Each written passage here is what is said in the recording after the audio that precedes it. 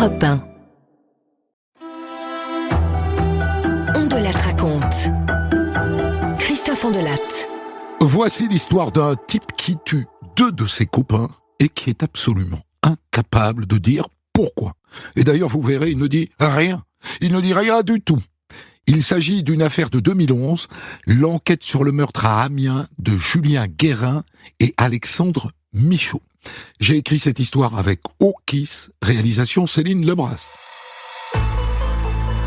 Europe 1. Christophe Ondelatte.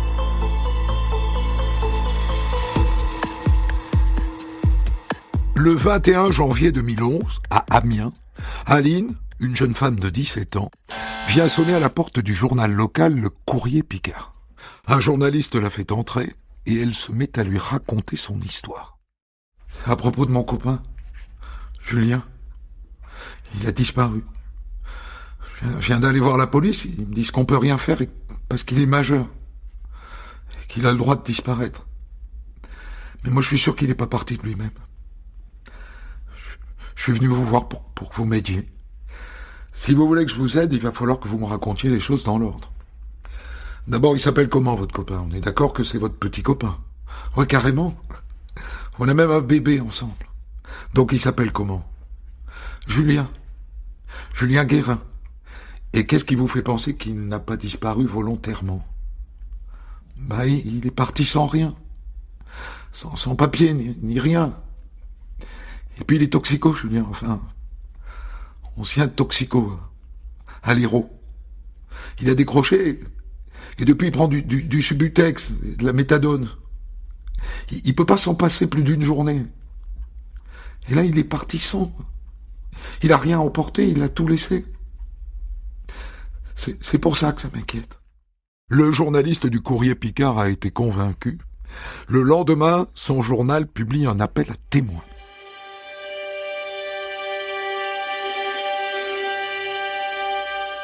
Au même moment, quelqu'un d'autre s'inquiète de la disparition de Julien, son grand frère, Cédric. Il sait que le jour de sa disparition, le 13 janvier, Julien est allé en Belgique avec son copain David. Et David le lui confirme au téléphone. Ah ben oui, on est allé acheter des clopes avec Julien. Et depuis, David, t'as pas de nouvelles? Ah non, j'en ai aucune. C'est toi qui l'a ramené à Amiens? Ah oui. Je sais pas, moi, vers 2h du matin. Il m'a demandé de le déposer à Amiens Sud. Il voulait s'acheter du shit. À Amiens Sud? Cédric se dit, c'est bizarre ça, parce que à Amiens, quand on veut acheter du bédo, c'est plutôt au nord que ça se passe, pas au sud. D'autant plus que Julien et Aline habitent au nord. Mais ça n'est pas le plus surprenant. Le plus surprenant, c'est que si Julien est parti, s'il s'est cassé, il ne lui est rien dit. Son petit frère Julien ne le laisse jamais sans nouvelles plus de 3 jours. Ils sont très, très soudés, tous les deux. Ils ont traversé main dans la main les mêmes galères familiales. Ils ont été placés dans le même foyer quand ils étaient adolescents. Et là, il aurait disparu volontairement sans l'appeler. Et puis, pourquoi est-ce qu'il disparaîtrait maintenant? Maintenant qu'il a rencontré Aline, maintenant qu'il est papa, maintenant qu'il a décroché de l'héroïne. Julien était heureux, enfin. Il ne peut pas être parti de lui-même. Impossible, impensable.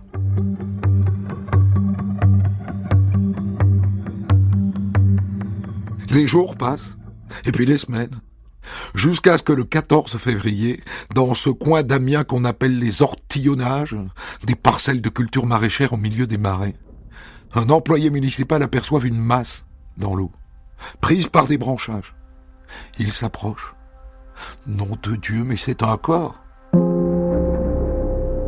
Un cadavre manifestement très abîmé.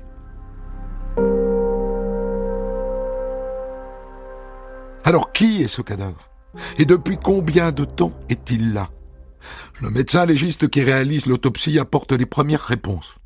Bon, il s'agit bien du nommé Julien Guérin. A priori, il a passé 3 semaines dans l'eau, d'où son état. Alors il est couvert de plaies, 5 plaies sur le crâne, une fracture de la tempe, plusieurs dents cassées, puis des hématomes au poignet droit et au pied.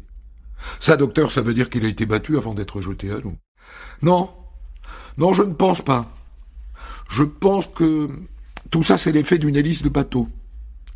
À mon avis, il flottait sur le ventre et il a été pris par un bateau qui lui a fait toutes ses blessures, quoi. Alors de quoi est-ce qu'il est mort, docteur? Il est mort de noyade.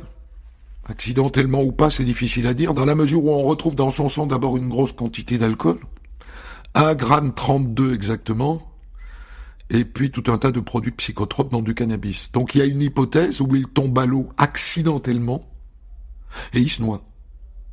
Une autre, évidemment, on le pousse à l'eau et il se noie. Je suis désolé, mais je peux pas vous en dire plus, monsieur. Vous vous doutez que ça n'est pas un accident. Sinon, à quoi ça servirait que je me décarcasse?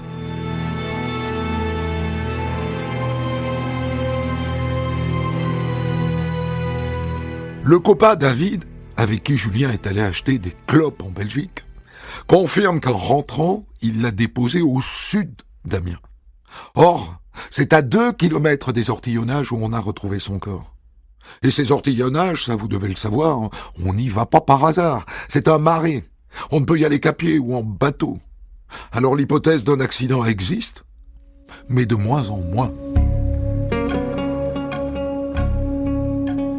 Et là, je fais un petit bond dans le temps. Un bond de 7 mois. Nous voilà en septembre 2011. Et là débute une autre affaire, qui a priori n'a rien à voir avec la première. Une jeune femme prénommée Sylvie débarque au commissariat d'Amiens. Je viens vous voir au sujet de mon copain, Alexandre. Ça fait 3 jours que j'ai pas de nouvelles de lui. 3 jours. Et il a quel âge, votre copain Alexandre? Alexandre comment, d'ailleurs? Alexandre Michaud. Il a 24 ans. 24 ans, mademoiselle, disparu depuis 3 jours. Il n'est pas certain que vous deviez vous inquiéter. 3 jours, il va réapparaître, un de ces 4. Je comprends, mais il y a autre chose. Dimanche, avec Alexandre, on s'est disputé. Et de colère, il a donné un grand coup de poing dans le mur. Il s'était déjà abîmé la main sur un chantier, ça n'a pas rangé les choses. Et sa main, elle s'est mise à gonfler. Il avait très mal. Et comme on n'a pas de voiture, j'ai appelé un copain, David il s'appelle, qui est venu le chercher pour l'amener à l'hôpital à Amiens. Et David, il m'a dit, ouais, je l'ai ramené vers 2h du matin. Moi, je dormais, je ne l'ai pas entendu rentrer. Mais le lendemain matin, Alexandre, il n'était pas là. Et voilà. Ça fait 3 jours que j'ai plus de nouvelles de lui. Cette gamine s'inquiète pour rien. Voilà ce que pense le flic qui la reçoit. Sauf que 5 jours plus tard, le corps d'Alexandre Michaud est repêché dans le canal de l'Avre, au milieu des ortillonnages, comme celui de Julien. Et que dit le légiste? Alors celui-là, il a été tué par balle. Une dans le dos et l'autre dans la tête. Et puis il a aussi une plaie importante à la tête causée par un objet contendant. La mort remonte à quand, docteur? À la nuit du 4 au 5 septembre. Ce qui correspond, au vu du dossier que j'ai consulté, à la date de disparition. Et vous avez un scénario à nous proposer, docteur? Oui, j'en ai un. À mon avis, il a d'abord été frappé à la tête. Il est tombé au sol, sur le ventre, on a des traces. Et puis il a reçu 2 balles, avant d'être jeté dans le canal. Donc cette fois, c'est sûr, c'est un meurtre. Et ça colle assez bien avec les constatations des policiers de la PJ sur place. À quelques mètres du cadavre sur la berge, ils ont repéré une grosse tache de sang dans l'herbe. C'est probablement là qu'Alexandre Michaud a été tué.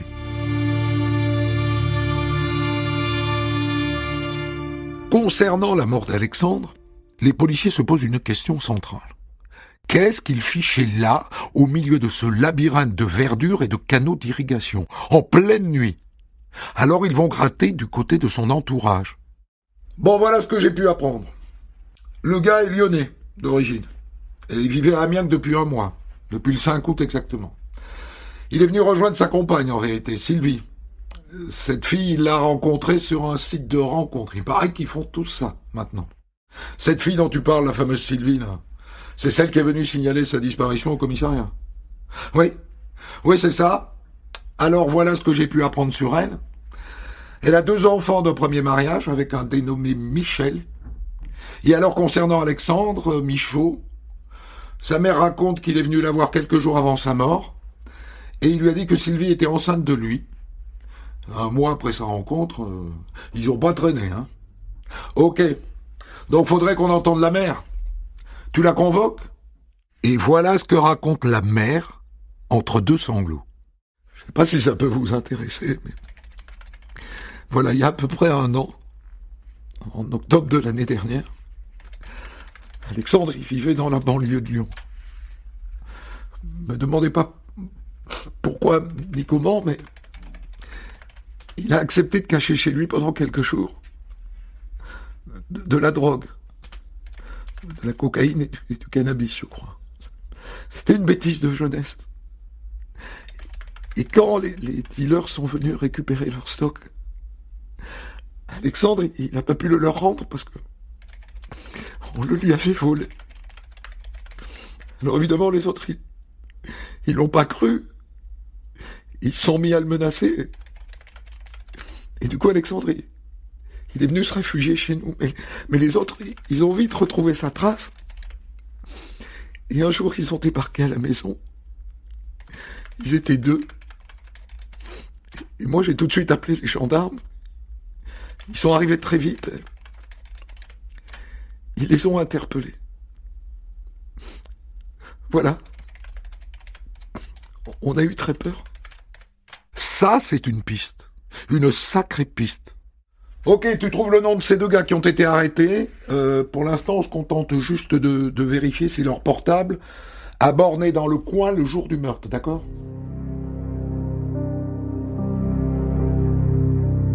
Et la réponse est non. Le jour du crime, leur téléphone n'a pas quitté Lyon. La piste se referme immédiatement. Mais une autre piste s'ouvre dans la foulée, beaucoup plus intime. Je suis certain que vous y avez pensé tout à l'heure, quand je vous ai dit que la copine Sylvie venait juste de se séparer de son mec qui s'appelle Michel. La jalousie, c'est un petit moteur très célèbre du crime. Est-ce qu'on n'aurait pas affaire à la vengeance d'un mari évincé ? La copine Sylvie est immédiatement interrogée. Bon, madame, qu'est-ce que vous pouvez nous dire sur votre ex ? Michel, c'est ça ? Oui. Michel. Disons que c'est quelqu'un d'assez nerveux, impulsif, quoi. Comment est-ce que ça se passait avec votre nouvel amoureux, Alexandre ? Pas très bien. Il lui reprochait souvent de l'empêcher de voir ses enfants. Ce qui était faux, hein. En vérité, c'est moi qui m'opposais à Michel au sujet des enfants. Mais c'est vrai que Michel, il a tout reporté sur Alexandre. C'est-à-dire qu'il l'appelait sur son téléphone pour l'insulter. Une fois, il l'a même menacé de mort. Et d'ailleurs, avec Alexandre, on est allé porter plainte contre lui.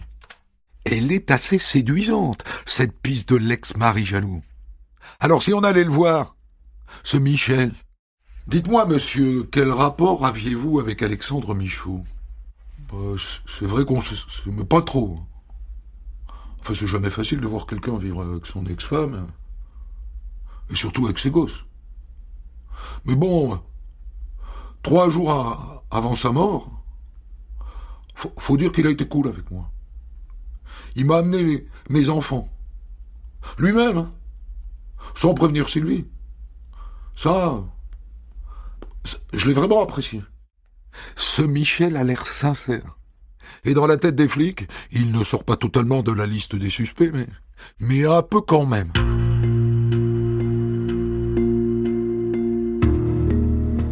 On est d'accord que jusqu'ici, je vous ai raconté 2 affaires qui pour l'instant n'ont aucun rapport l'une avec l'autre. Enfin si, les 2 corps, celui de Julien Guérin et celui d'Alexandre Michaud, ont été retrouvés au même endroit, les ortillonnages d'Amiens. Mais à ce stade, c'est le seul point commun. Parce qu'à part ça, Julien, lui, s'est probablement noyé, alors qu'Alexandre a été clairement assassiné. Il a pris 2 balles.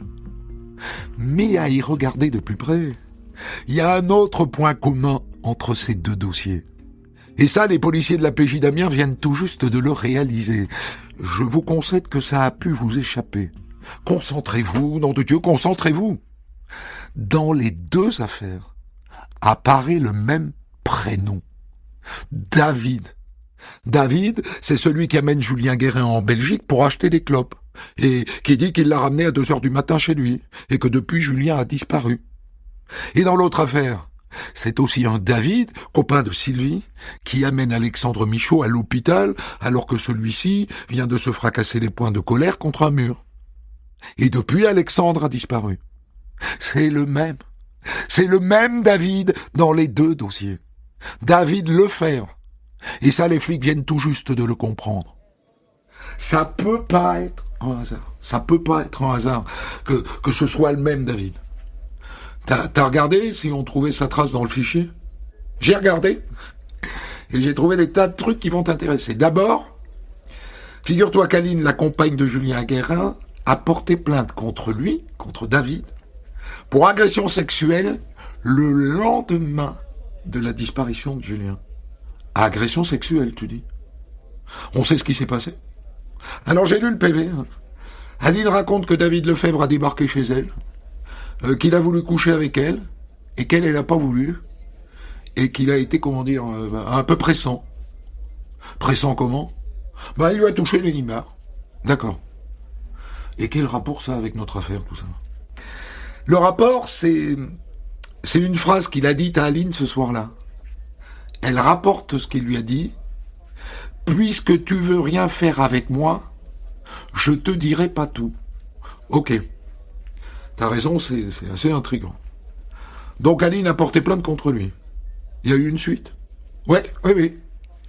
Il a été convoqué, et il a dit en gros qu'il avait essayé de séduire Aline parce qu'il s'était embrouillé la veille avec Julien, et que coucher avec Aline, c'était en quelque sorte une manière de se venger. Et je suppose que l'affaire n'est pas allée plus loin. Je te confirme. La plainte a été classée sans suite. Mais c'est pas tout. En passant le nom de ce David Lefebvre au fichier, j'ai découvert qu'il avait un casier judiciaire, figure-toi. Ah là tu m'intéresses. Vas-y, raconte. 5 ans de prison pour vol avec violence ayant entraîné la mort sans intention de la donner. Il avait 19 ans, il a tué un SDF au pistolet à plomb pour lui voler son RMI. Et c'est pas tout. Quand il sort de prison, il vole une bagnole. En tout, ce David Lefebvre, qui a 31 ans, a passé, tiens-toi bien, 8 ans en prison. Il est gratiné, notre suspect, non?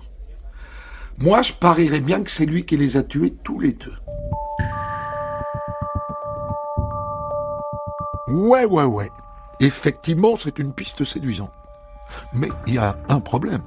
Il y a un gros problème. Alexandre Michaud a été assassiné, pan, mais Julien Guérin, le légiste penche pour une noyade. Un type qui a forcé sur le bédo et qui tombe à l'eau et glou. Alors moi je veux bien qu'on rapproche ces 2 dossiers, mais rapprocher un accident d'un meurtre, c'est assez audacieux. À moins que le légiste de l'affaire Guérin se soit planté. Et donc le juge décide de faire appel à un 2e médecin légiste qui va pas pouvoir travailler sur le cadavre, mais à qui il remet le rapport de la première autopsie, avec des photos. Et voilà ce que conclut ce nouvel expert.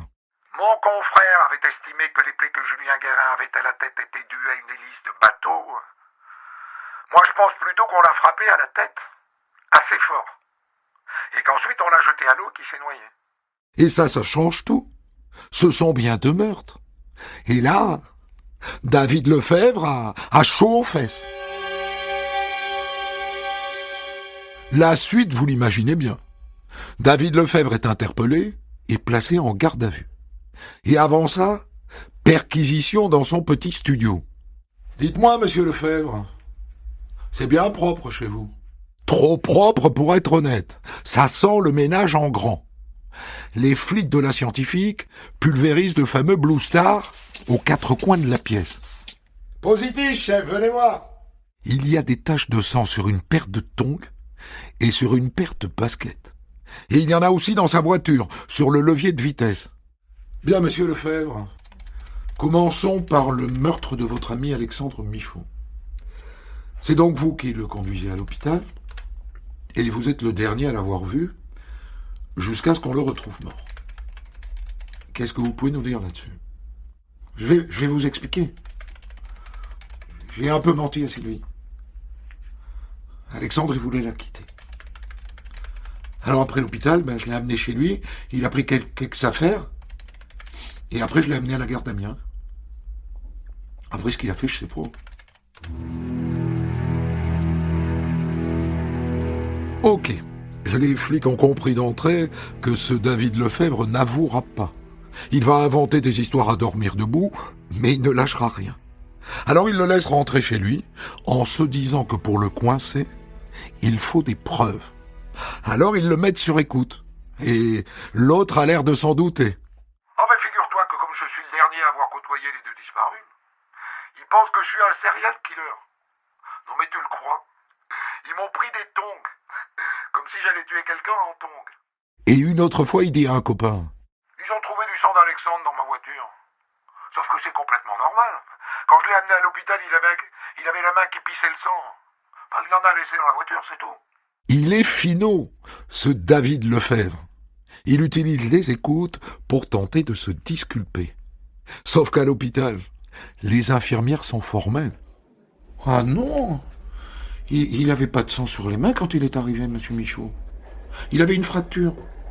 Mais il saignait pas. Et ce qu'il ne sait pas, l'imbécile, c'est que la tache de sang retrouvée dans sa voiture est inexploitable.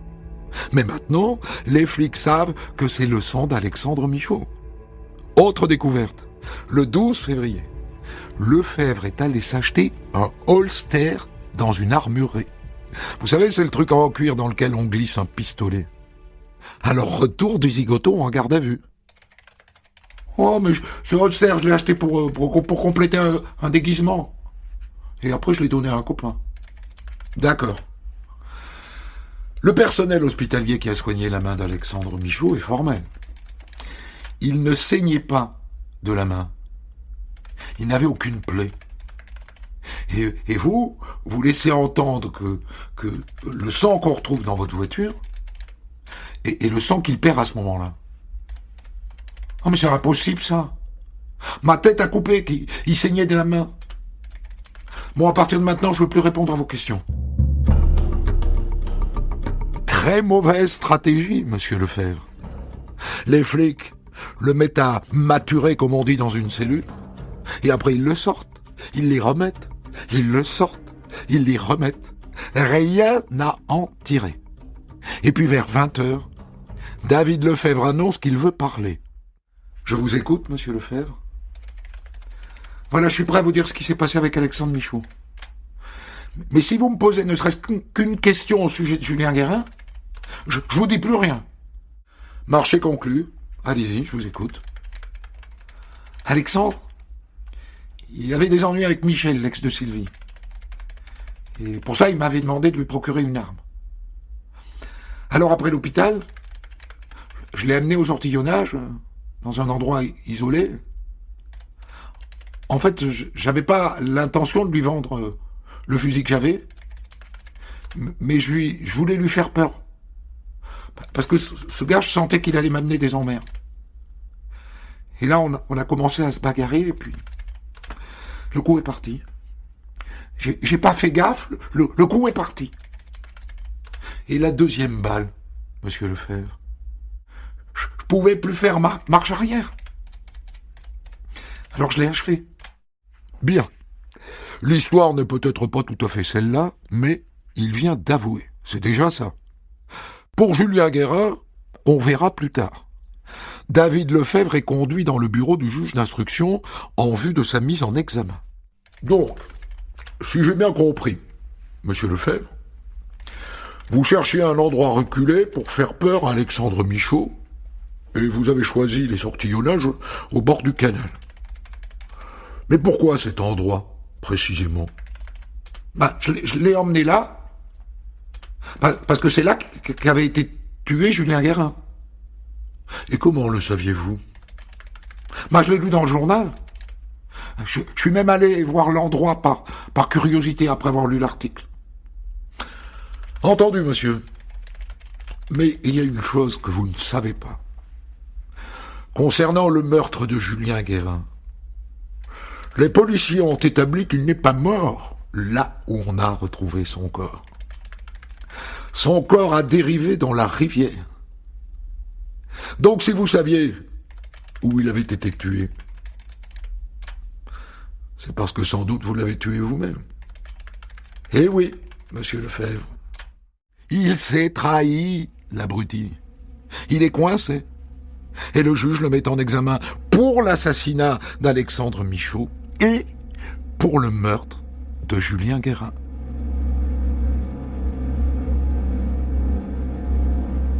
Trois mois plus tard, David Lefebvre écrit une longue lettre au juge depuis sa cellule. Et dans cette lettre, il reconnaît enfin qu'il a tué Julien Guérin. Il raconte qu'au retour de Belgique, il a emmené Julien aux ortillonnages, que dans son coffre, il y avait une batte de baseball, qu'au début, ils ont commencé à jouer avec. Et puis il dit qu'à un moment, Julien continuait à jouer et que ça l'a énervé. Que Julien a continué. Et que là, il a pris un pied de biche dans son coffre et bam! Il dit que Julien est tombé dans l'eau du canal et que quand il est parti, il écrit « Il était encore vivant, debout dans l'eau et il criait. » Autrement dit, il l'a frappé, mais il ne l'a pas tué. Vous y croyez, si vous voulez.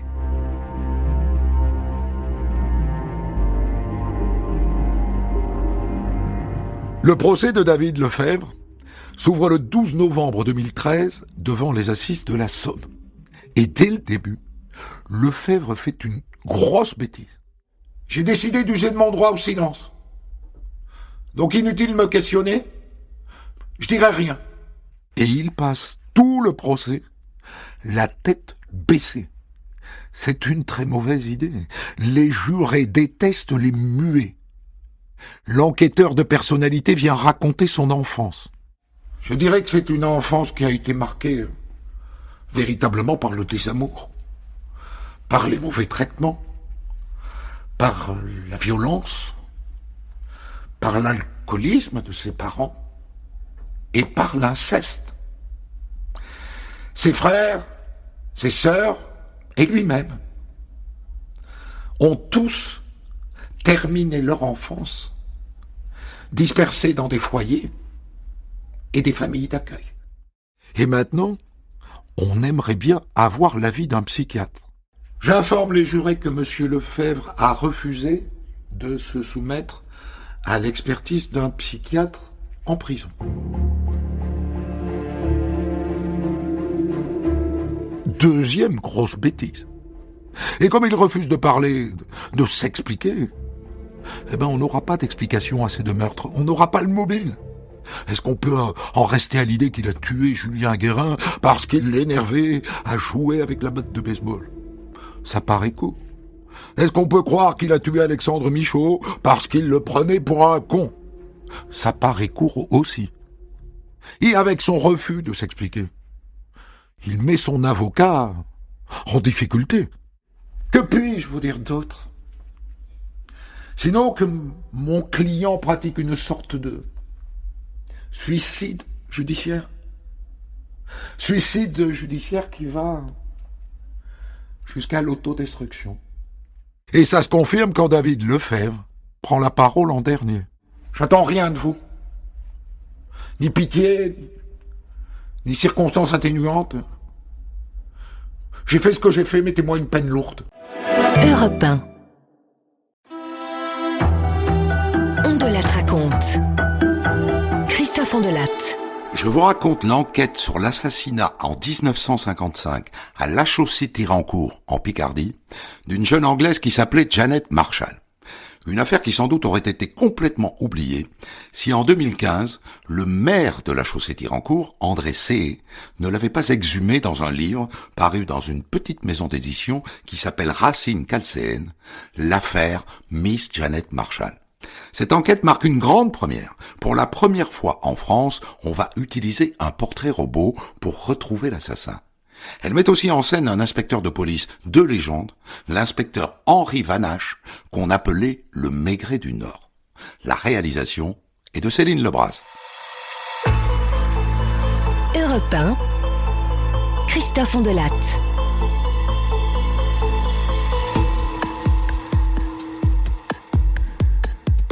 Nous voilà à la fin du mois d'août 1955, en Picardie, à 15 km d'Amiens, sur un petit chemin qui mène au marais de la chaussée Tirancourt. On est fin août, et donc on est à la fin des grandes vacances, et il y a là une bande de jeunes qui ricanent un peu bêtement. Je vous explique ce qui préoccupe ces boutonneux. 2 ados de la bande sortent ensemble. Ils sont allés se galocher dans les forêts, et donc les autres, un peu voyeurs et surtout très jaloux, veulent essayer de les mater. Ils sont là, ils furettent à droite à gauche, et il y en a une qui dit « Là, derrière les fourrés, là, je suis certain qu'ils sont là. » Et la gamine entre rigolarde dans le fourré, et on l'entend hurler. Elle vient de tomber au milieu des ronces et des orties, sur le corps d'une jeune femme, un corps déjà infesté d'insectes. La petite bande prévient immédiatement les gendarmes, ils débarquent dans l'heure.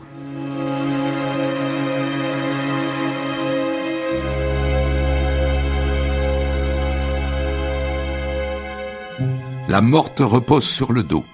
Elle a le bras droit replié derrière la tête. Son corsage est remonté sur sa poitrine, et c'est un meurtre, c'est sûr, parce qu'elle a une plaie à la tête et des traces très visibles d'étranglement au niveau du cou. Et un peu plus loin, contre un arbuste, les gendarmes trouvent un vélo vert, genre mi-course, avec sur le porte-bagages une roue de secours, et accrochée à cette roue, une étiquette.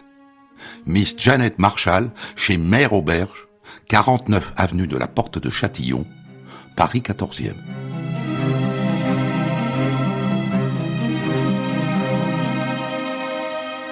À l'entour, il n'y a aucun bagage. Ça doit être une touriste, non? Hein, qu'est-ce que t'en penses? Une touriste qui, pour une raison inconnue, aurait pris ce chemin depuis la route nationale 35 et qui se serait faite agresser et dérober ses affaires. En fouillant les buissons à quelques mètres du corps, les gendarmes trouvent un bout de bois, genre matraque, maculé de sang.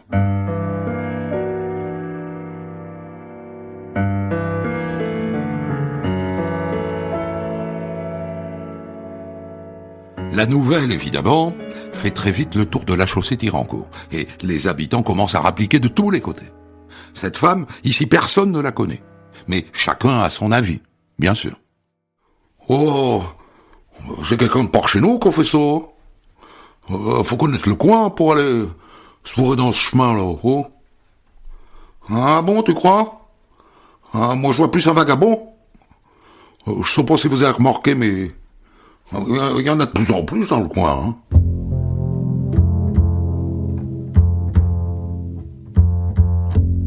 Finalement, c'est la police, la brigade mobile de la police judiciaire de Lille, qui hérite de cette enquête.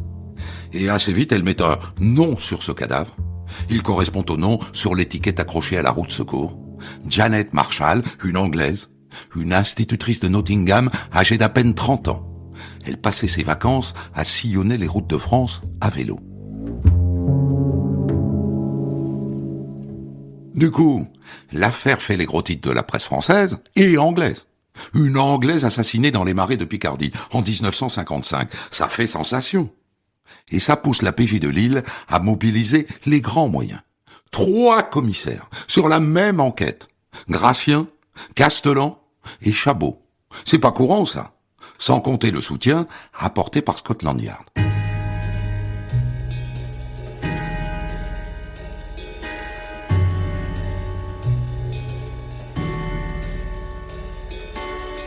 Et d'ailleurs, c'est par la police anglaise qui a interrogé la famille qu'on apprend que Janet était célibataire, que c'était une fille sociable et curieuse, toujours partante pour faire de nouvelles rencontres, qu'elle est arrivée au Touquet début juillet, qu'au fil de son périple, elle est passée par Rocamadour, par Lascaux, par les châteaux de la Loire, par Orléans et par Fontainebleau. Et que là, elle venait de boucler la boucle, c'était la fin de son périple. Elle devait prendre un avion au Touquet pour rentrer en Angleterre la veille de la découverte de son cadavre. Sur qui est-elle tombée, la pauvre gamine? Un gars du coin? Vraiment?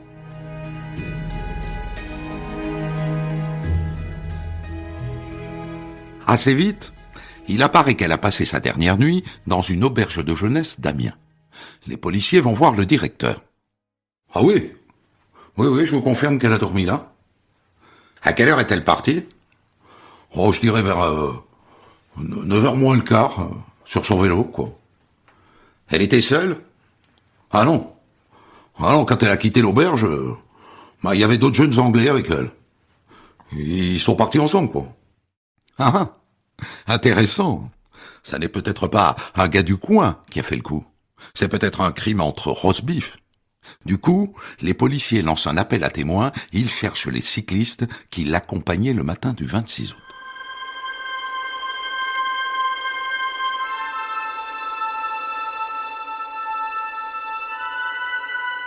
En attendant, l'autopsie a lieu sous le préau de l'école communale de la Chaussée-Thirancourt.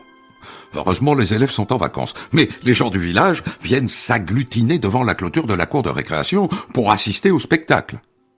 Alors que dit le légiste?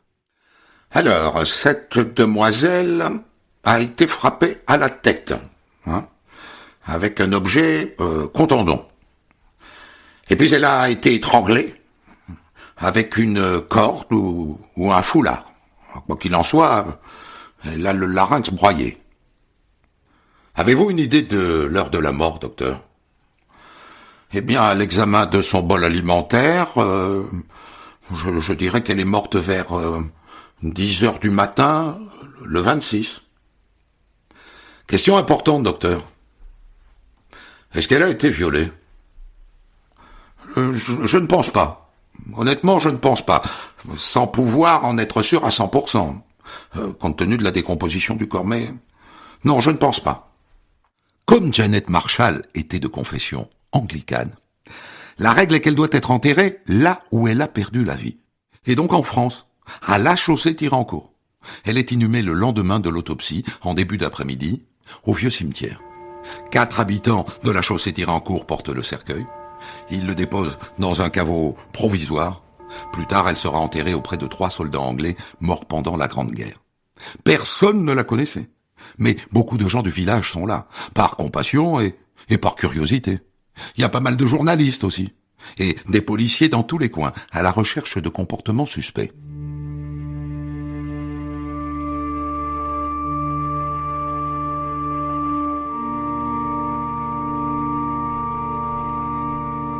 Au fil de l'enquête, il s'avère que beaucoup de gens, ont vu Miss Marshall le matin du 26.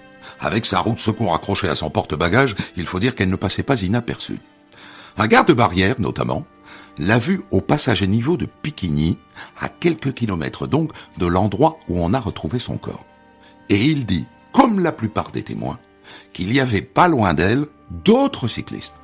Certains disent qu'ils étaient un peu devant, d'autres un peu derrière, d'autres encore qu'ils étaient à son niveau. Visiblement, ça bougeait dans le peloton, mais elle n'était pas seule.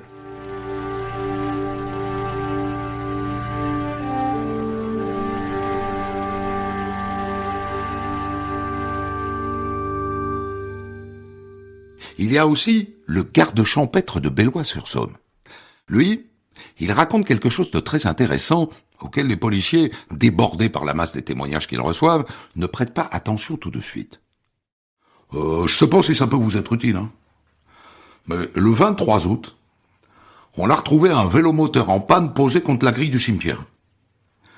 Ce vélomoteur, il appartenait à un certain monsieur Galazzi, qui vit en région parisienne. Il se l'était fait voler, quelques jours avant, à Montfermeil. À part ça, du classique. La PJ convoque à la mairie pour interrogatoire tous les hommes du coin de plus de 16 ans. Ils sont interrogés un par les inspecteurs. Ça ne donne rien.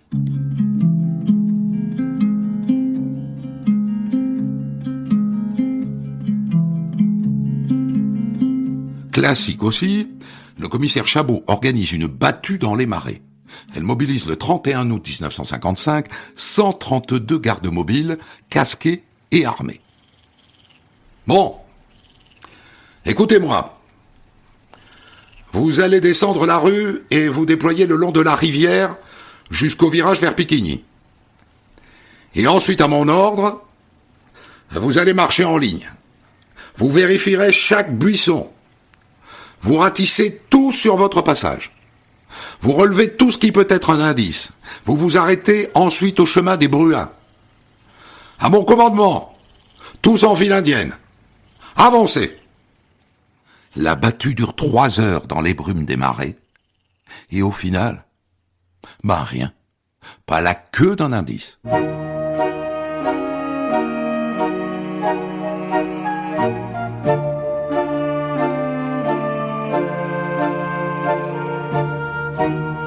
Assez vite, on arrête un gars du coin, un colosse, en cavale dans des affaires de cambriolage. Une vingtaine de policiers lui sautent dessus alors qu'il est en train de pêcher dans la Somme. Il est placé en garde à vue, il est interrogé, mais Sézig a un alibi en béton. Il repart donc sans être inquiété. Vous voulez que je vous dise ? Les flics de l'APJ qui subissent une grosse pression venue d'Angleterre sont absolument désespérés.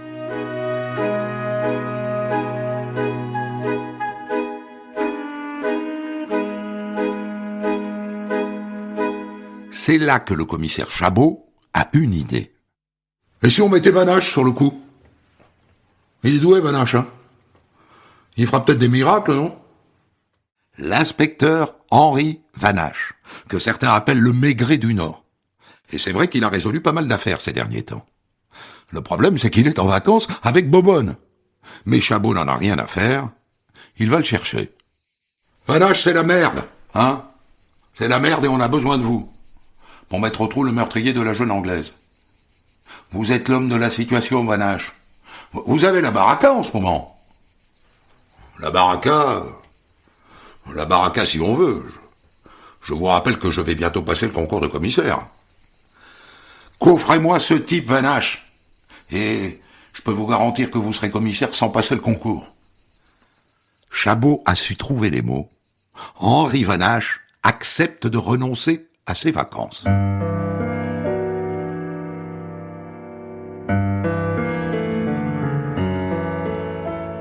Vanache rentre de vacances, il dépose maman à la maison, et il débarque à la Chaussée-Tirancourt avec sa caravane, figurez-vous. Si.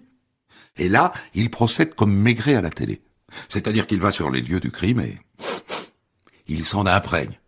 Et après, il marche sur la route nationale 35 en flairant comme un chien de chasse. Et puis, il interroge un par un tous les bonhommes du coin. Et il ne se gêne pas pour leur poser des questions osées. C'est sa méthode, la méthode Vanache. Comment tu fais l'amour à ta femme, toi ? Qu'est-ce qui l'excite, ta femme ? Aujourd'hui, ça serait impensable. Mais en 1955, ça passe. Et il fait ça pour les déstabiliser, bien sûr.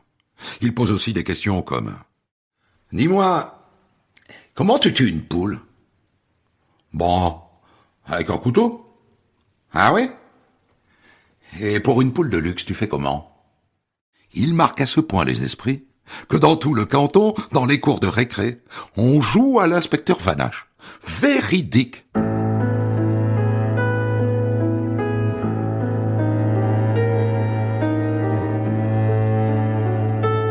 Pendant ce temps-là, ses collègues doivent faire le tri dans les témoignages, parce que il y en a qui, pour faire leur intéressant, racontent n'importe quoi.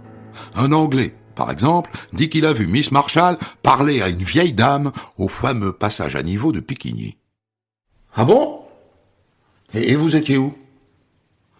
J'étais dans le train, dans le Paris-Boulogne. Le Paris-Boulogne qui va à 100 km/h ? C'est possible, ça ? On envoie un inspecteur dans le train vérifier si on voit quelque chose. Et c'est no. Ça va trop vite. On ne voit rien.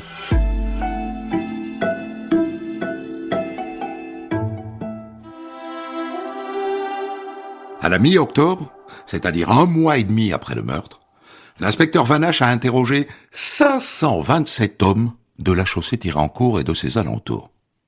Et il en arrive à une conclusion. Moi, ce sont tous de braves paysans. Pour moi, c'est pas un gars du coin. C'est un type qui vient de l'extérieur. Il a peut-être vécu ici, mais il n'habite pas ici. D'autant que plusieurs témoins parle d'un type étrange qui traînait dans le coin à l'époque. Un type sur un vélo rouge, avec une veste en velours côtelé. En plein mois d'août, le velours côtelé, ça ne s'oublie pas. Et ce que disent les gens, c'est qu'il n'avait pas la tête du gars qu'on invite à prendre un café. Le visage buriné, une peau très ridée, et 3 doigts en moins à la main gauche. Une vraie tête de coupable. Germaine Claveau, par exemple, la factrice, l'a vu.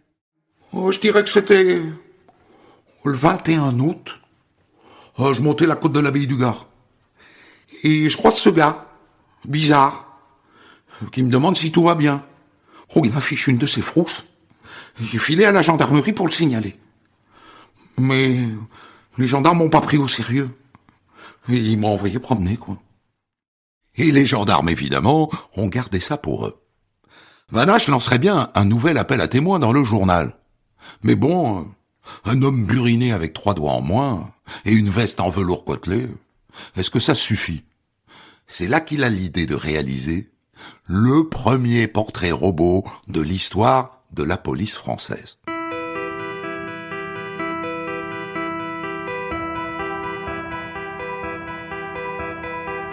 En 1955, en matière de police scientifique, voilà ce que les Poulaga ont à leur disposition. D'abord, les empreintes digitales. Ça, c'est le cœur de l'enquête. On en trouve tant mieux, on n'en trouve pas dommage. Ensuite, la police dispose de relevés anthropométriques. On mesure par exemple l'épaisseur des os, pour ne pas qu'un type puisse se faire passer pour un autre. Et puis il y a la fameuse photo, de face, de 3/4 et de profil. Moyennant quoi, il y a dans les tiroirs de la police un échantillonnage complet des visages qui forment la race humaine. Petit nez, gros nez, grosses lèvres, menton en galoche, blanc, noir, basané. Si on découpe ces photos en tranches, on peut fabriquer tous les visages humains.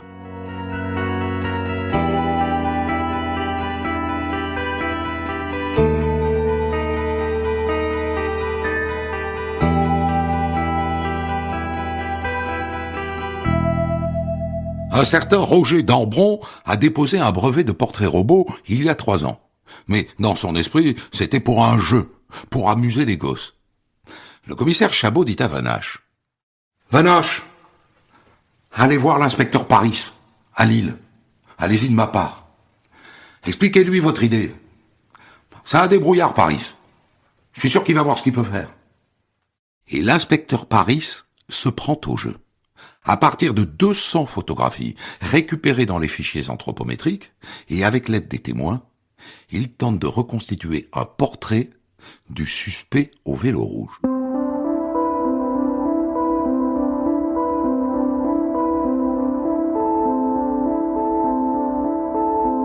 Pendant ce temps-là, Vanache poursuit son enquête. La plupart des patrons sont rentrés à Lille, mais lui et son collègue Louvet ne lâchent pas. Et ils n'ont pas intérêt parce que la presse anglaise se déchaîne. Début décembre, le Sunday Pictorial parodie Zola et publie un J'accuse en première page. Cela fait 3 mois que j'observe la police française sur les traces du meurtrier de Jeannette Marchal. J'espérais, à mon retour, calmer les esprits britanniques au sujet du crime vieux de 14 semaines. Ce que j'ai trouvé en France était l'enquête la plus inefficace, la plus brouillonne et désinvolte dont j'ai pu être le témoin dans le monde. Et v'lan, les Anglais ne loupent jamais une occasion de charrier les Français.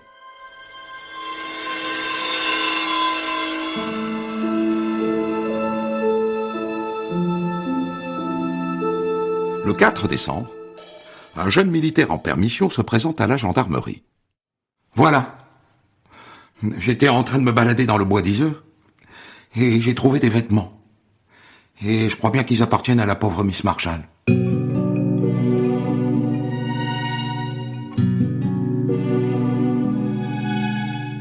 Les policiers vont tout de suite sur place. C'est à 2 kilomètres de l'endroit où on a retrouvé le corps. Et ce sont bien ses vêtements. Il manque juste sa montre, son appareil photo et son argent. Mais pour le reste, tout y est. Son sac tyrolien, sa robe, son imperméable, son pipeau, son passeport. Ça colle avec la liste envoyée par Scotland Yard. Et il y a aussi une pompe à vélo qui n'est pas sur la liste.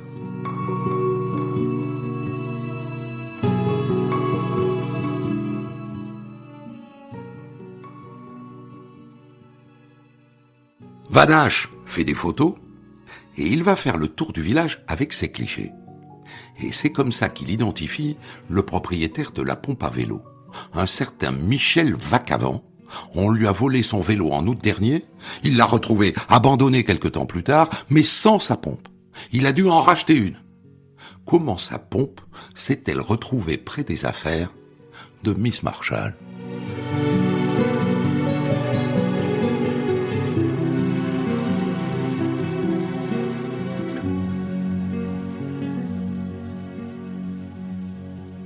C'est là que Vanache a un déclic un peu tardif. Il exhume le témoignage du garde champêtre de Bellois-sur-Somme. Vous vous souvenez ? Celui qui avait parlé d'un vélomoteur volé retrouvé posé sur la grille du cimetière. Un vélomoteur volé à Montfermeil en région parisienne. Vanache appelle le chef de poste de Gagny, près de Paris. « Dites-moi, inspecteur Vanache à l'appareil. Je vous appelle au sujet du vélomoteur qu'on a retrouvé à Bellois, en août dernier. Vous pourriez me dire s'il était équipé d'une pompe quand il a été volé ? Attendez, je vérifie. Affirmatif. Oui, il était bien équipé d'une pompe, une Duralumin ad hoc. Mais elle n'était pas dessus quand on a retrouvé le vélomoteur. C'est tout bête, cette histoire de pompe. Mais c'est bien intéressant. Ça veut peut-être dire que le voleur du vélomoteur est le même que le voleur du vélo, et que derrière se cache possiblement le tueur.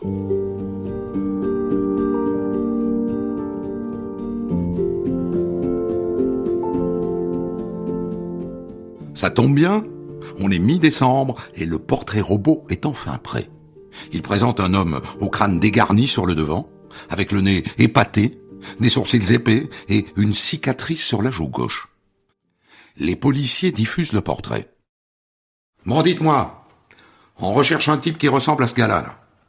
Ça se pourrait bien qu'il soit le tueur de Jeannette Marshall. Bon, alors si vous croisez une trombine de ce genre-là, vous nous faites signe, quoi. Et les policiers ajoutent, ah oui, et il lui manque 3 doigts. 3 doigts à la main gauche. Et le 27 décembre, le chef de poste de Gagny, en région parisienne, là où le vélomoteur a été volé, appelle Vanache. Votre histoire de type amputé à la main gauche, là, ça me rappelle quelque chose. Ah ouais ? Et dites-moi quoi ? Il n'y a pas très longtemps, on a eu une affaire étrange chez nous. Une 4 cheveux Renault et un vélomoteur qui se sont rentrés dedans. Le type sur la bécane était sonné, mais il s'est enfui. Et on a vite compris pourquoi. Le vélomoteur, il l'avait volé. D'accord, mais en quoi est-ce que c'est censé m'intéresser tout ça ? Le type en question, là, le conducteur de la 4 chevaux a eu le temps de bien le voir. Et il a dit qu'il lui manquait des doigts à la main gauche. Ah, et ce gars-là, vous avez une piste pour le retrouver ? Eh bien justement, sur la plaque du vélomoteur, il y avait un nom. Et c'était pas celui du propriétaire. Il y avait écrit Robert Avril.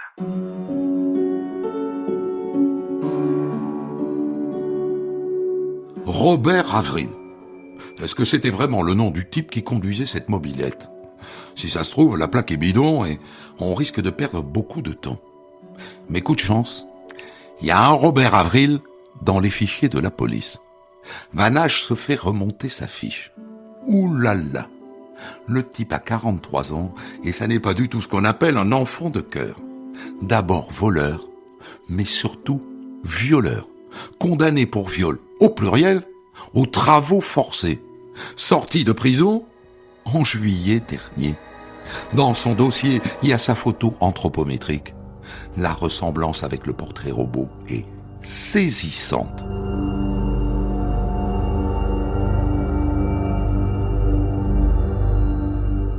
Alors maintenant, faut le retrouver, ce Robert Avril. Son dernier domicile connu était la prison de Meaux. Vanache va voir les surveillants. Est-ce qu'il y a des gens qui lui rendaient visite ? Je sais pas, moi, de la famille, des amis, enfin quelqu'un, quoi. Ah non, non, non. Ah non, jamais aucune visite, jamais. Maintenant que j'y pense, Avril correspondait avec une donzelle. Un truc genre courrier du cœur, vous savez. Vous voyez ce que je veux dire, quoi. Si vous voulez, je peux tenter de vous trouver son adresse à cette donzelle. On doit l'avoir dans nos registres. La fille habite dans la Somme, et elle raconte tout ce qu'elle sait aux policiers qui viennent la voir. On s'écrivait beaucoup avec Robert. Quand il était en prison, c'est vrai que j'avais le béguin pour lui. Mais quand il est sorti, quand on s'est rencontrés pour la première fois, il m'attirait plus du tout. Tenez, il m'a donné l'adresse de sa sœur, à Sucy-en-Brie, au cas où je voudrais le revoir. Je pense que vous pourrez le trouver là-bas, quoi.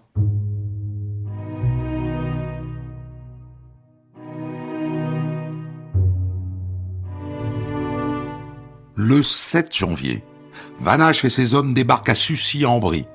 Ils frappent, et c'est un homme qui leur ouvre. Un homme avec le front dégarni et les joues très ridées. Le portrait robot. Quand il voit les flics, il se met à suer, à grosses gouttes. « Vous êtes Robert Avril ?»« Ouais, c'est moi. » Vanache brandit sa carte de police et il l'embarque en garde à vue. Mais avant, il fouille sa maison. Et il tombe sur l'appareil photo de Miss Marshall.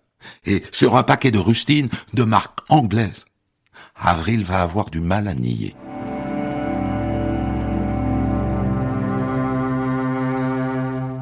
Pourtant, en garde à vue, il reconnaît qu'il a volé les vélomoteurs, mais le meurtre de Miss Marshall, ça c'est non. J'ai rien à voir avec ça, moi. Rien. Je vais même vous dire, je savais que vous alliez me soupçonner un jour ou l'autre. Si j'avais fait quelque chose, je me serais fait la malle. Les inspecteurs le cuisinent pendant 40 heures. Et à la 40e heure, il flanche. Bon. D'accord, oui, c'est moi. J'ai eu un coup de folie. Je l'ai vu prendre le chemin des Bruas. Je sais pas pourquoi je l'ai suivi. Elle s'est arrêtée pour faire une pause. Quand je suis passé devant elle, je lui ai dit « Vous êtes belle, mademoiselle ?» Elle m'a souri. Continuez. Je me suis approché. J'ai essayé de la prendre dans mes bras, mais elle s'est mise à se débattre et à crier. Alors j'ai eu peur, quoi. Et je l'ai étranglée. Avec une cordelette que j'avais dans ma poche. Ce que j'ai fait, c'est ignoble. Je regrette. Je regrette profondément. Le 11 janvier 1956, Robert Avril est inculpé pour le meurtre de Miss Marshall. Et dans la foulée, la presse anglaise fait de l'inspecteur Vanache son héros. Ce qui, entre nous, n'est pas pour lui déplaire.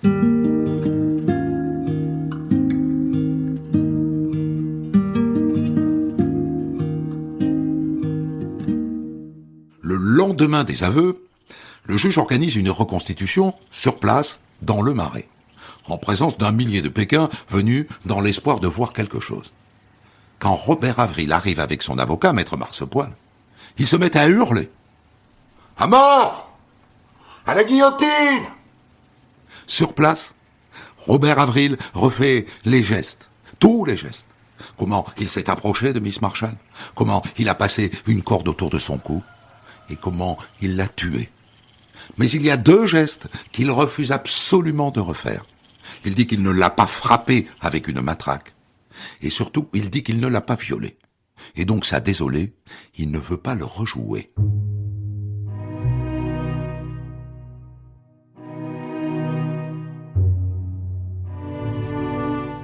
La prochaine étape, c'est le procès, la cour d'assises, devant laquelle il faut dire les choses. Il risque la peine de mort. Mais avant ça, il faut que je vous dise quelque chose. Il faut que je vous parle de l'enfance de Robert Avril, parce que ça va peser dans ce procès.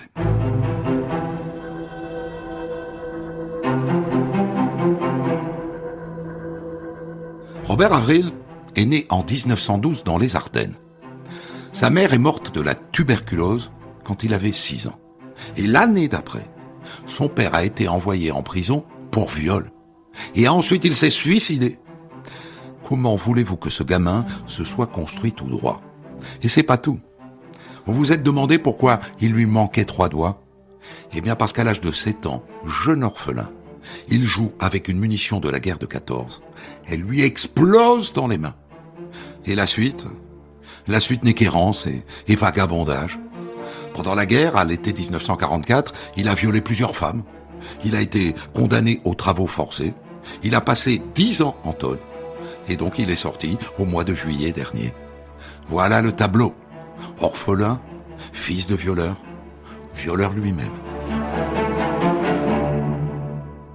Le procès de Robert Avril s'ouvre le 2 mai 1958 devant la cour d'assises de la Somme, c'est-à-dire 3 ans après le meurtre de Miss Marshall.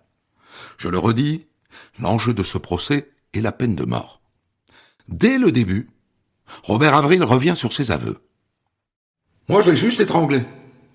Enfin, un peu, quoi. Mais quand je l'ai laissée, elle respirait encore. Et après, c'est les inspecteurs, ils m'ont forcé à avouer n'importe quoi. Du coup, Vanache est obligé de venir se défendre à la barre. C'était un interrogatoire, disons, plus moral qu'agressif. Nous étions des hommes qui parlaient à un autre homme. Et il m'a dit qu'après s'être libéré, il se sentait soulagé. Et on raconte aussi son enfance douloureuse. Et ça lui vaut les circonstances atténuantes. Ce qui veut dire qu'il échappe à la peine de mort après 5 jours de procès. Il est condamné aux travaux forcés à perpétuité.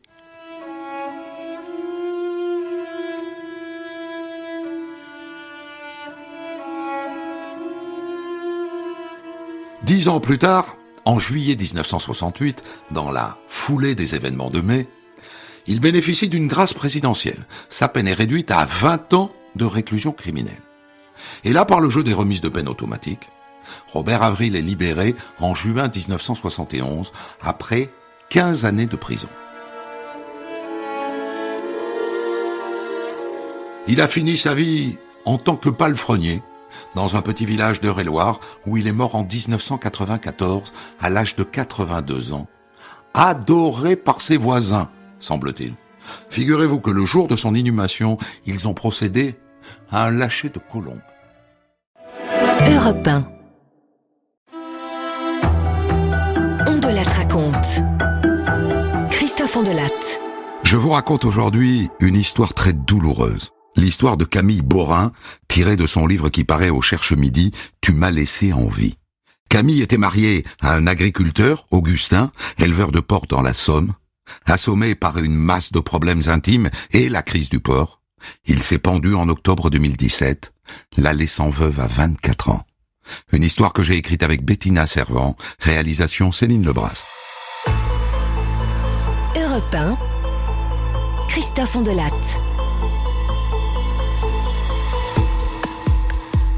Je m'appelle Camille. Quand Augustin, mon mari, éleveur de porcs dans la Somme, s'est pendu le 27 octobre 2017, j'avais 24 ans, et lui 31. L'histoire qui va suivre est mon histoire, ma vie. Tout est vrai. Rien n'a été arrangé. Le suicide agricole ne se résume pas à des statistiques. Derrière les chiffres, il y a des êtres humains. Ceux qui partent et ceux qui restent. Ma vie n'est pas un roman. Voici mon histoire vraie.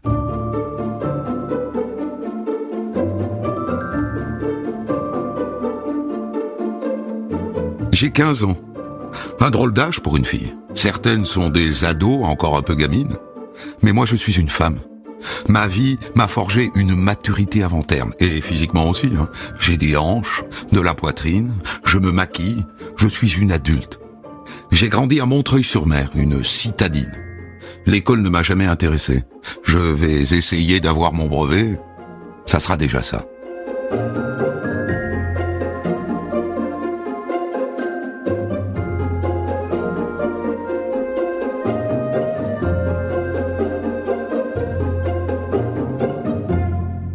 mois de février 2008, je ne sais pas ce qui se passe dans ma tête, je vois une publicité à la télévision pour un site de rencontre. Je m'inscris. Et c'est comme ça que je rencontre Augustin. On s'échange nos numéros de portable, on poursuit la conversation par SMS. Il a 22 ans et moi donc 15. Et dès ses premiers messages, il me dit qu'il est agriculteur, éleveur de porcs. Il n'a jamais quitté sa ferme familiale, sauf une semaine, pour aller en classe de neige. Et il me le dit d'entrée. Si ça devient sérieux, il faudra accepter la ferme. Ça me pose pas de problème.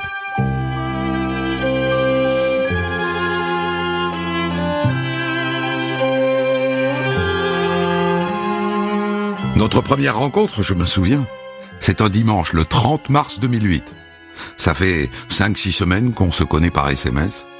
On se donne rendez-vous devant chez moi, dans la rue. Bonjour. Bonjour. Il a un beau sourire, franc, et on tombe dans les bras l'un de l'autre.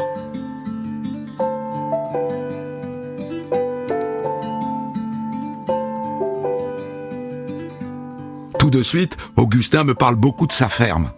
Et puis, un week-end, environ 3 semaines après notre rencontre, une paire de bottes et hop, j'y vais.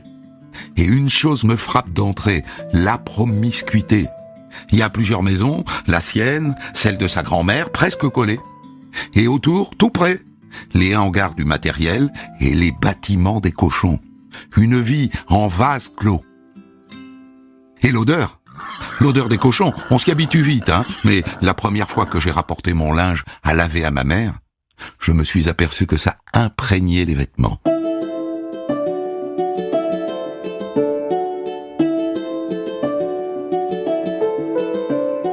À la ferme, Augustin travaille avec son frère, Thomas. Leur mère passe de temps en temps, mais sans participer aux travaux. Et donc assez vite, je m'y mets moi aussi, un week-end pour la moisson. Car Augustin cultive la nourriture de ses cochons. Ah, les journées de folie! Et après le week-end, comment rentrer chacun chez soi? Non! On se dit, on est fait l'un pour l'autre, pourquoi attendre?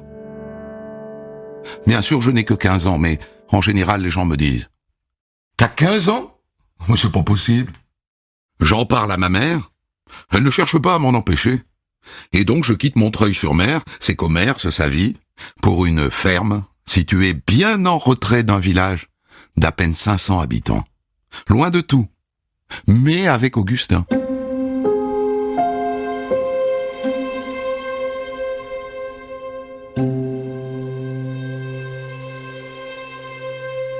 Je savais qu'Augustin n'avait plus son père.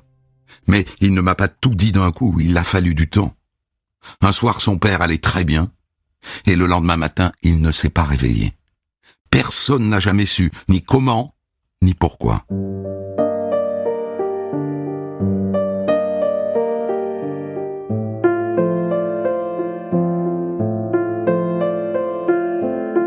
Oh, Augustin, le jour où on a parlé de ça, j'ai senti ton malaise.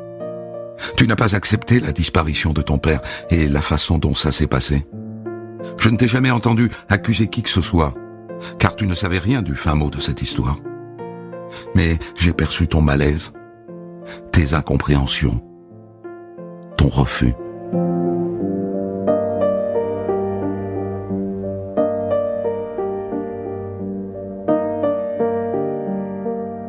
Quand son père est mort, Augustin avait 18 ans. Et plus tard, sa mère a quitté la maison pour rejoindre un autre homme. Mais elle est restée le chef d'exploitation. Quand je rencontre Augustin, elle lui loue la ferme de son père, en fermage. Et sa grand-mère lui loue sa part. À la ferme, Augustin n'a que le statut d'aide familiale, avec une couverture sociale minimum, mais pas de salaire. Et son frère Thomas n'est qu'ouvrier agricole. Lui aussi, Thomas, il a été rejeté, parce qu'il ne ressemblait pas physiquement à son père. Augustin ne supportait pas ces racontars.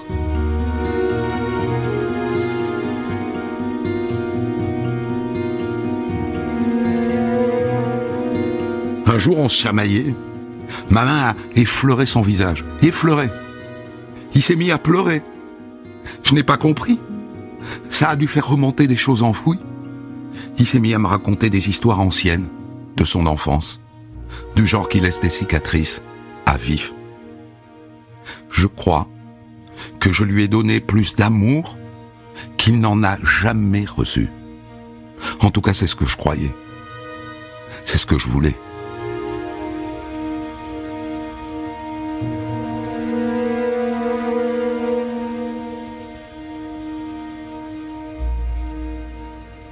On se marie juste après mes 18 ans, en avril 2011.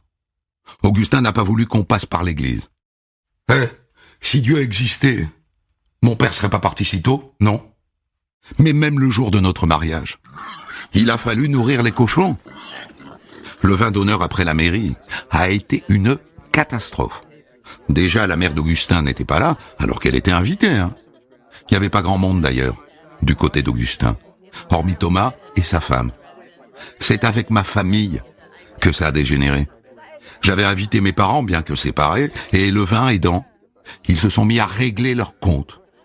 Et après la noce, pas question de voyage de noces.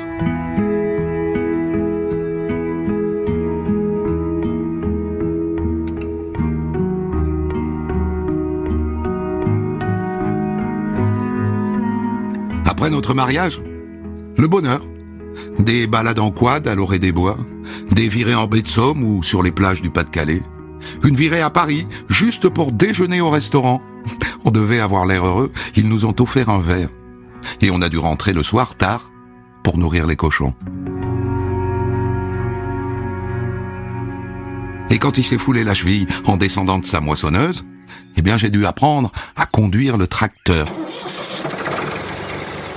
Tu vas y arriver, Malala. Et puis, je vous présente Largo, notre chien, un labrador, un membre de la famille. En vérité, le dernier lien qui me reste aujourd'hui avec Augustin.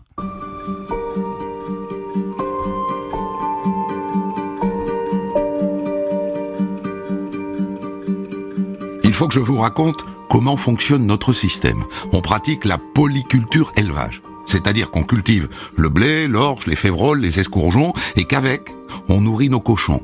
C'est une économie circulaire. Ce qui fait qu'il y a toujours quelque chose à faire. En janvier et février, on prépare les terres, on déchaume, on laboure. En mars, on sème l'orge du printemps et les févroles. On a choisi des semences fermières, c'est-à-dire directement issues de nos récoltes de l'année dernière. Pour nourrir le sol, on utilise le lisier de nos cochons et un minimum de produits phytosanitaires. L'été, on moissonne, au 14 juillet, l'escourgeon, le blé 15 jours plus tard, et les févroles, fin août, début septembre. Les mauvaises années, évidemment, nos 50 hectares ne suffisent pas. Alors on est obligé d'acheter. Et pendant ce temps-là, l'élevage se poursuit. Les inséminations, toutes les 5 semaines, les naissances, le tatouage des porcelets. Et tous les jours, il faut les nourrir. 80 à 100 seaux à porter à bout de bras. On a toujours quelque chose à faire. Parfois au-delà du raisonnable. Une seule demi-journée de repos par semaine, le dimanche après-midi. Le dimanche, on les nourrit une fois et on mange un bon repas et on s'affale sur le canapé devant la télé.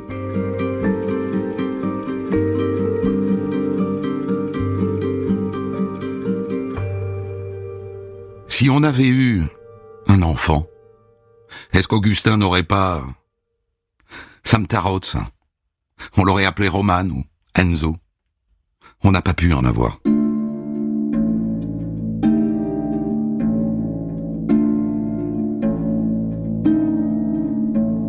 Quatre ans après notre mariage, nous n'avions toujours pas d'enfant. On a fini par me détecter un problème au niveau des ovaires. On nous a proposé de faire une FIV, une fécondation in vitro. La première, on a vu 2 embryons sur l'écran. Et puis je les ai perdus. On a beaucoup pleuré, beaucoup. Et nouvel échec 1 an et demi plus tard. À ce moment-là, il ne nous reste qu'un espoir. 3 embryons congelés. Augustin, décidément, notre enfant ne naîtra pas.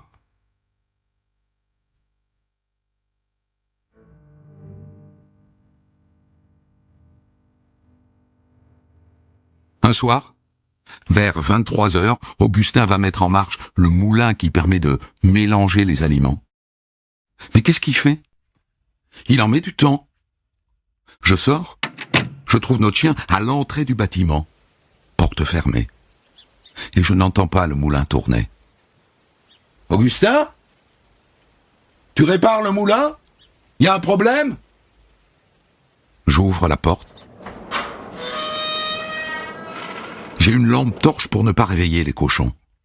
D'ailleurs, je les entends ronfler. Un vieil escalier en bois. Augustin? J'arrive dans le grenier. Il s'est pendu. Il a accroché une corde à une poutre et il s'est pendu. Heureusement, les pieds touchent le sol, je m'élance, je retire la corde, il me dit « Pourquoi t'as fait ça ?»« Allez, viens, on rentre. »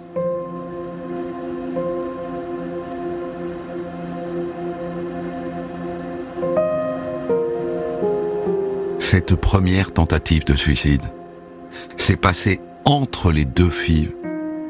Avant, Augustin était la force de notre couple. Maintenant, il a besoin de moi pour tout. Il est dévoré par les angoisses. Il a peur. Il a même peur d'aller chez le dentiste. Il faut que je l'accompagne. Et certains jours, il ne peut pas travailler. Du coup, j'ai pris un boulot à mi-temps à l'extérieur. Et avec Thomas, on s'occupe de la ferme. Et après, je me bats pour que son médecin consente à le voir vite. Il l'envoie dans une maison de repos, en baie de Somme. Mais jamais, jamais il ne prononce le mot dépression ou burn-out. Il me parle d'un mal-être qui remonterait à l'enfance. Mais moi je crois que c'est un burn-out, un épuisement professionnel, enfin 70 heures par semaine, 2 fois 35 heures, et les problèmes financiers qui nous pendonnaient. Je ne vous l'ai pas encore dit, mais on a fini par racheter la ferme, en 2011. 100 000 euros pour le matériel, 40 000 pour le bétail et 50 000 pour les stocks. 190 000, dont 60 000 à 6%, remboursables sur 10 ans. On paye de grosses mensualités. Et on n'a pas acheté la terre, hein. Pour la terre, on doit payer en plus un fermage à la mère et à la grand-mère. Ça l'a miné, tout ça.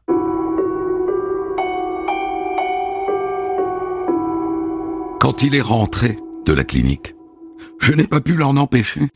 Augustin a pris un café et il est allé au cochon.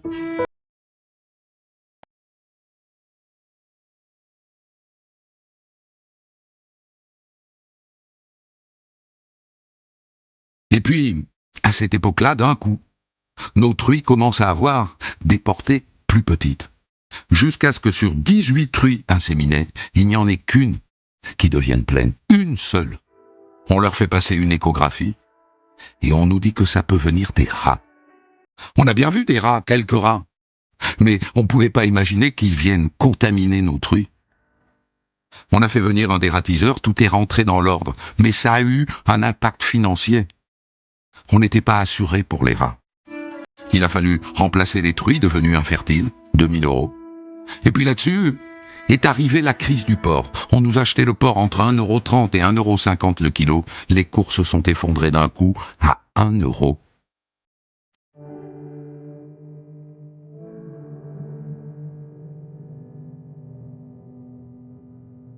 On s'est tourné vers la banque. Un crédit à 6%, c'est exagéré. Il n'y a pas eu moyen de renégocier. J'ai demandé si on pouvait avancer l'emprunt que la banque nous octroie chaque année en attendant l'arrivée des subventions de la PAC. Ils ont refusé. Vous savez, ce n'est pas moi, hein. La décision vient du siège. Et puis on devait de l'argent à la coopérative. 18 000 €. Mais la coopérative, ça fait bien longtemps qu'elle a perdu sa mission originelle, hein. Elle est dans une logique de profit. Elle nous a envoyé une facture de 24 000 €, avec mise en demeure. 6 000 € d'intérêt sur notre dos. Au pire moment, ils avaient décidé de nous tuer. J'ai réussi à intercepter la première lettre, mais c'est Augustin qui a ouvert la deuxième. Monsieur, dans l'affaire référencée en marge, du fait que vous n'avez pas jugé utile de donner une suite favorable à mon intervention, Je vous informe que je procède à l'exécution forcée des sommes ci-dessous. 24 016,88 €. À défaut d'un règlement sous huitaine, nous saisissons le tribunal compétent qui ne manquera pas de vous occasionner des frais supplémentaires en application des articles 1153 et 1904 du Code civil. Salutations distinguées. J'ai finalement réussi à négocier un échelonnement, mais sur 24 000, pas sur 18 000. J'ai baissé les bras. Et bien sûr, on a arrêté de payer le fermage à la mère et à la grand-mère. On pensait qu'elles comprendraient. Elles n'ont pas compris.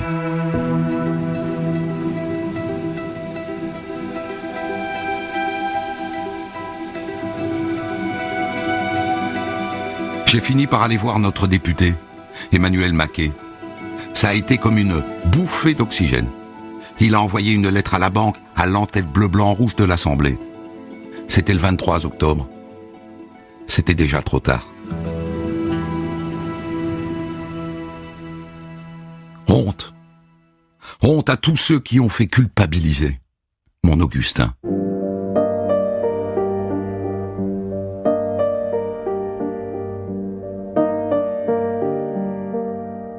Quand je suis rentré du rendez-vous avec notre député, j'ai trouvé Augustin en pleurs.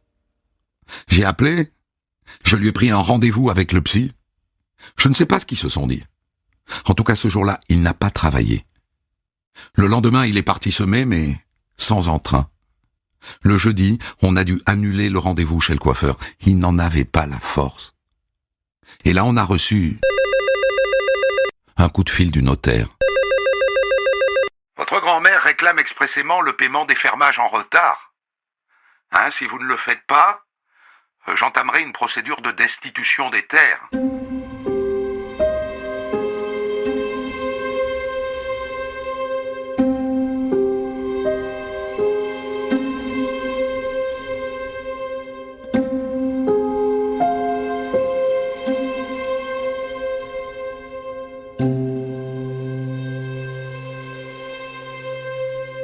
Le lendemain, le vendredi 27 octobre 2017, il m'a réveillé à 6 heures. Il m'a dit « Je me sens plus capable de semer, Lala. » « Mais t'inquiète pas, je vais tout faire avec toi. » On a commencé par aller nourrir les truies. « Tu sais, Lala, j'ai plus envie d'être agriculteur. »« D'accord, je respecte ton choix. » À midi, j'ai préparé un bœuf bourguignon. C'était son plat préféré. Et puis je l'ai perdu de vue pendant quelques minutes. Quelques minutes, pas plus. On l'a appelé avec son frère. « Mon Augustin, t'es où ?»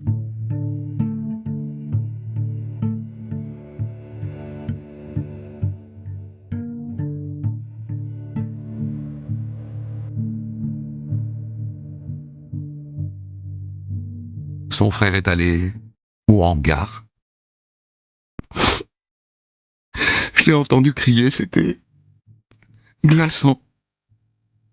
C'est lui qui a décroché la corde. On a essayé de le ranimer. C'était trop tard. Il s'est pas suicidé. Il a été tué. Tué.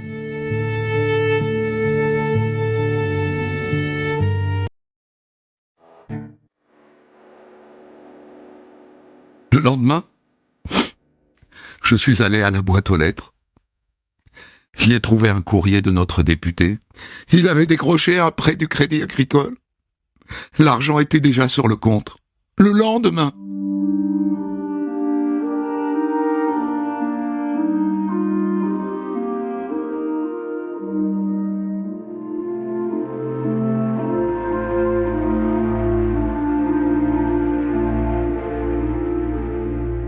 Mardi 31 octobre.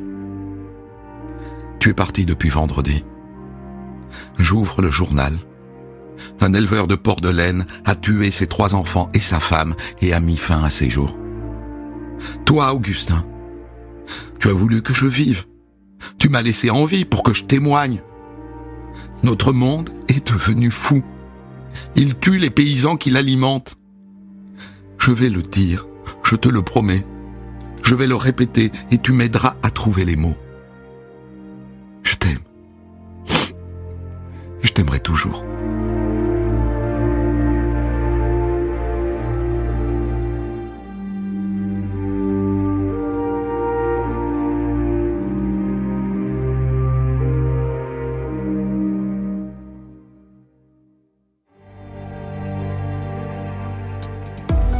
Vous avez aimé cette histoire?